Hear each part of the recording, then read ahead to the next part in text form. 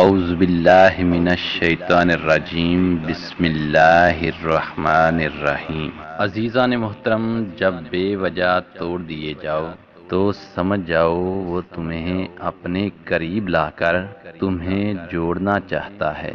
کبھی کبھی آپ کے پاس رونے کے لیے کندھا نہیں ہوتا، مگر سجدہ کرنے کے لیے زمین ضرور ہوتی ہے، تاکہ آپ اپنے دکھ اللہ کو بتا سکیں، اور یہ سہارا سب سہاروں پر بھاری ہوتا ہے۔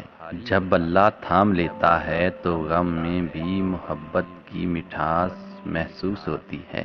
جب اللہ کو کسی انسان کا سجدہ کرنا پسند آ جاتا ہے، تب وہ خود ایسے اسباب بناتا ہے کہ انسان سجدہ کرنے پر مجبور ہو جاتا ہے، اور اگر اس چیز کا خیال اللہ آپ کے دل سے نہیں نکال رہا جسے آپ بھولنا چاہتے ہیں، تو سمجھ جائیں کہ وہ اس خیال کے ذریعے آپ سے رابطہ بحال رکھنا چاہتا ہے، یعنی اسے آپ کے مانگنے کی تڑپ پیاری لگی، اور جس سے وہ خود رابطہ رکھنا چاہے اس کے مقدر کی تو کیا ہی بات ہے۔ بس پھر جو سجدے میں گر جاتا ہے اور اللہ کی محبت کی لاج رکھ لیتا ہے، تو پھر اللہ بھی اس کی محبت کی لاج رکھتا ہے۔ تو سنو، تمہارا رب ہر شے پر قادر ہے، علم و حکمت والا ہے۔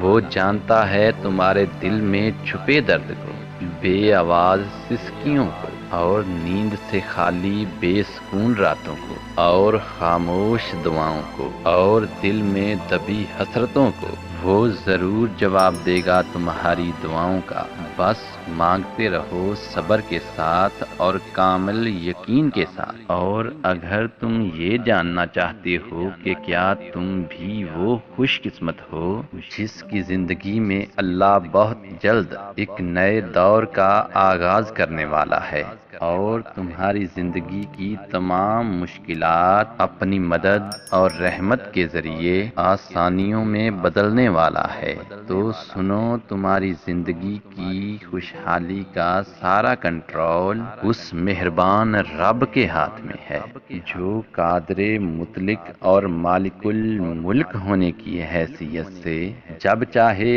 اپنی شان رحیمی سے عطاؤں کے بند دروازے تم پر کھول دے۔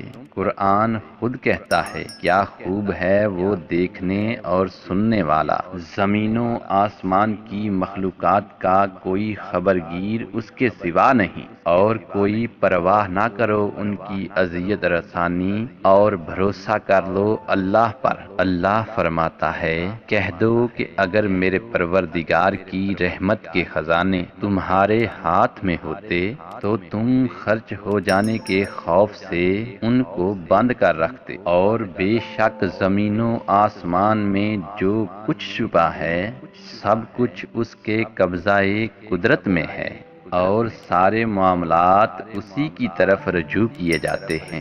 بس اے نبی صلی اللہ علیہ وآلہ وسلم اس کی بندگی اور اسی پر بھروسہ رکھو۔ اے انسان، اگر تم یہ سوچ رہے ہو کہ تمہاری تاریک زندگی میں روشن وقت کا آغاز کب شروع ہوگا، تو جان لو کہ وہ رحمان اپنی مخلوق پر بے انتہا مہربان ہے، اور اسے یہ گوارا نہیں کہ وہ تمہیں تاریکیوں میں بھٹکتا چھوڑ دے۔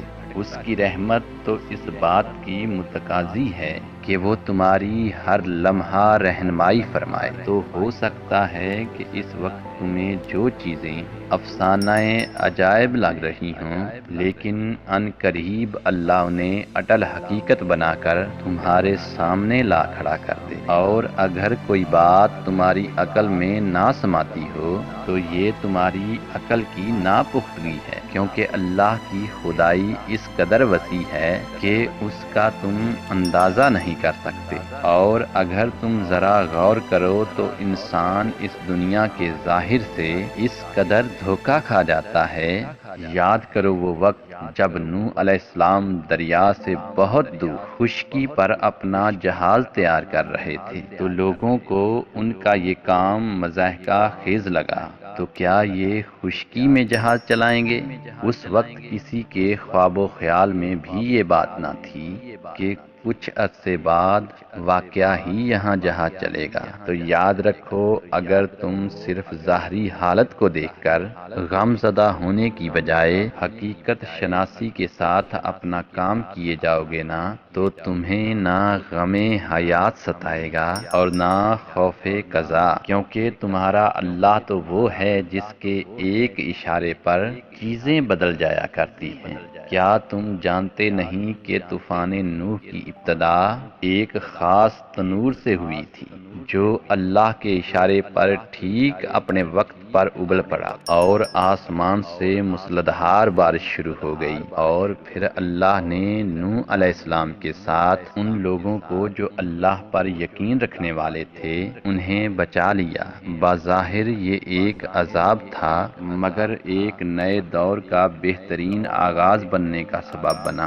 اللہ تعالیٰ خود قرآن میں فرماتا ہے، اور یقین لانے والوں کے لیے تو ہم صاف صاف نشانیاں ظاہر کر چکے ہیں۔ کہہ دو کہ راستہ وہی ہے جو اللہ نے بتایا، اور اگر تم اپنی خوش قسمتی اور سکون کی تلاش میں ہو نا، تو یہ دو باتیں ذہن نشین کر لو۔ یاد رکھو، جب تم ان چیزوں کو حاصل کرنے کے لیے بے چین رہتے ہو جن کی حقیقتوں کا تمہیں شعور نہیں ہوتا، اور یوں چند پھولوں کی وجہ سے پورا باغ تمہاری نظروں سے اوجھل ہو جاتا ہے۔